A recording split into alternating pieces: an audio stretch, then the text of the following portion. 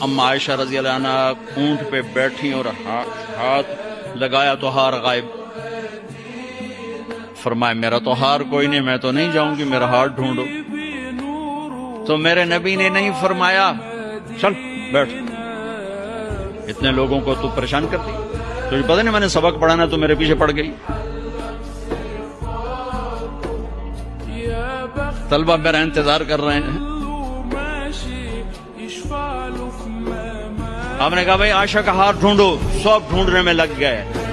شام ہو گئی، سورج چھپ گیا اور ہار نہیں ملا، اور اس کے بعد تلاش بند ہو گئی. اندھیرے میں کہاں ملے گا؟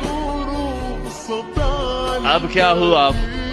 پانی رات کو عشاء میں ختم ہو گیا، فجر کی نماز کا وقت داخل ہونے والا ہو گیا اور پانی کوئی نہیں، تیمم کی آیات نہیں اتری. لوگوں نے ابو بکر کو تانے دینے شروع کیے، تیری بیٹی کی وجہ سے اب نماز کا کیا بنے.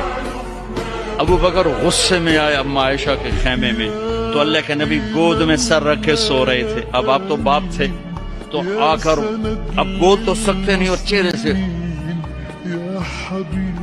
دوری تیری وجہ سے ہو، اور یہاں پسلی میں ماری انگلی، زور سے انگلی ماری. تو کہتے میں ایسے سخت ہو گئی تاکہ میرا بدن حرکت نہ کرے کہ کہیں اللہ کے نبی اٹھ نہ جائیں. تو چہرے سے غصے کا اظہار کر کے، اور ابوبکر صدیق رضی اللہ عنہ میں کہ کہیں بھائی اللہ کے نبی اٹھ جائیں کر پھر انگلی مارتے رہے. تو اللہ نے آیات تیمم کا اس موقع پر تیمم کی آیات